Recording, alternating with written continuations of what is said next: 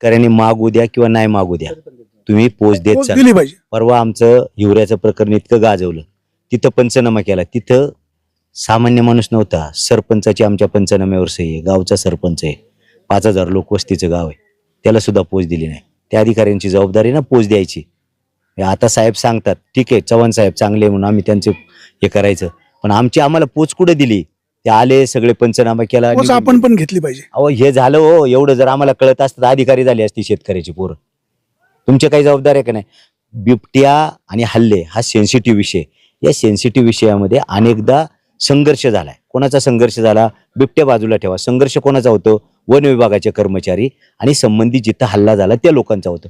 मग ज्या वेळेला अशी परिस्थिती, बाकी परिस्थिती निर्माण होते, त्यावेळेला वन विभागाची देखील काही जबाबदारी की आपण कागदामध्ये किंवा रेकॉर्डमध्ये क्लिअर राहिलं पाहिजे.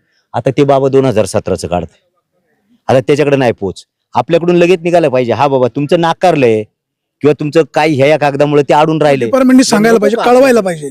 नाही आता समजा तो विचारतोय ना सुधीर महाराज गोलप, तर माझं म्हणणं हेच आहे साहेबांना की तुम्ही ते 2017च्या प्रकरणाचं काय झालं, निकाली काढले, समजा नाकारले, पुरावे नव्हते म्हणून ते रद्द केलं, नाकारलं, हे तरी तुम्ही सांगितलं पाहिजे ना.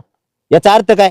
याला दप्तर दिरंगाई म्हणावी लागेल का? साहेब तुम्ही काय सांगला तर माऊलीजी जे म्हणतायत की जर त्यांनी जर 2017चं सांगतायत तर आपल्याकडे त्याचं व्हेरीफाय का होत नाही?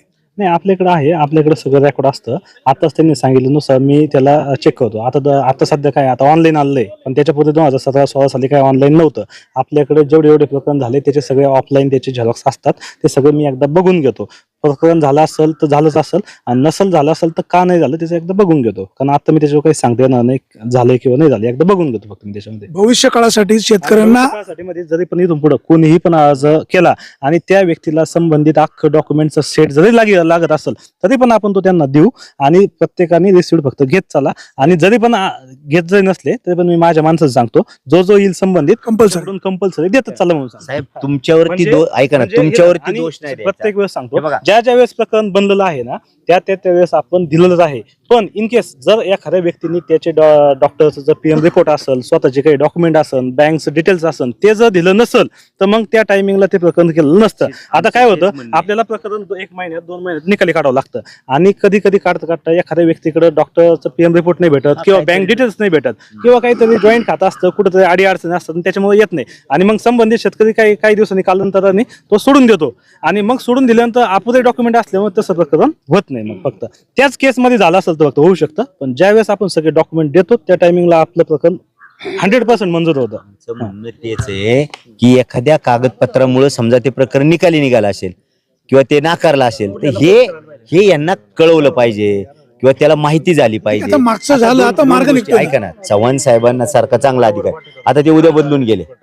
याचं प्रकरण हे जे महाराज जे म्हणताय ना का 17 सालचं माझं प्रकरण आहे, त्यावेळेला चव्हाण साहेब इथं नव्हते, किंवा आता काय फॉरेस्ट गार्ड असेल तो अधिकारी बदलून गेला म्हणजे काय दप्तर घेऊन गेलेलं नाही. आमचं म्हणणं तेच आहे, एक्झॅक्ट आमचं म्हणणं तेच आहे. अधिकारी जरी बदलून गेला तर ते दप्तर तिथं असते, शेतकऱ्यांना ती माहिती मिळाली पाहिजे, त्या जे कोण संबंधित असतील त्यांना ती माहिती उपलब्ध झाली पाहिजे, अशा प्रकारचं रेकॉर्ड राहिलं पाहिजे, एवढंच आमचं म्हणणं आहे.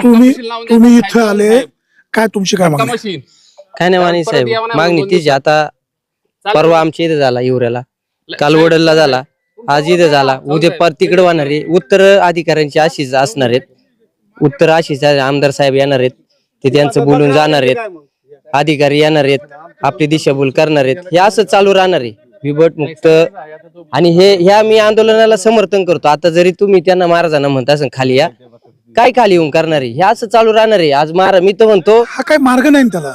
मार्ग काय, मी तेच तुम्हाला म्हणतो, मार्ग काय ते तरी तुम्ही सांगा. मी मागे म्हटलो आमदार खासदार केंद्र सरकार राज्य सरकार तिथं जाऊन बसलं पाहिजे. इथं वन खात्याचे हात कायद्याने बांधलेले आहेत, ते बिचारे काय करणार? मी त्यांची वकिली करत नाही, शेवटी वास्तव स्वीकारलं पाहिजे. नक्की वन खाता. आता मी पण चव्हाण साहेबांच्या चेहऱ्यावरून सांगतो, हतबल झालेले आहेत, यांच्या हातात काहीच राहिलेलं नाही. हे सामान्य खालचे आहेत सगळे, यांच्या हातात काहीच राहिलं नाही. आता वरत जे काय आहे ना, तुम्ही मागाशी म्हटल्याप्रमाणे आता मंत्रालयात दाव घ्यावा लागणार आपल्याला, त्याशिवाय इथं मार्ग निघताना काही आपल्याला दिसत नाही.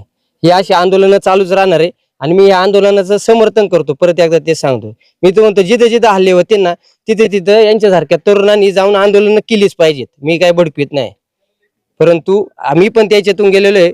प्रत्येक जण वेळ आल्यावरच कळतं. मी तो म्हणतो तालुक्याच्या प्रत्येक नागरिकांनी या आंदोलनात सहभागी झालं पाहिजे. तुम्ही काय आंदोलनकर्त्याला आव्हान काय करा? नाही हे बघा, तुम्ही सांगितलं तसं हा काही त्याच्यावरचा मार्ग नाही. आणि राजेश खूप चांगलं बोललाय की चव्हाण साहेब किंवा त्यांच्यासारखे त्यांचे कर्मचारी हतबल झालेत. याच्यावरती वरच्या पातळीवरती व्हायला पाहिजे. आता आम्ही याच्यावरती काही आपल्याकडे जे मेंढपाळ लोक आहेत ते, काही तालुक्यातले ग्रामस्थ, या सगळ्यांबरोबर चर्चा करून मला असं वाटायला लागलं की आता मेंढ्या यांच्या ज्या काय आहेत मेंढपाळांच्या गाडीत भरायच्या आणि सरळ मंत्रालयावरतीच मोर्चा न्यायला पाहिजे. याच्याशिवाय दुसरा मार्गच नाही.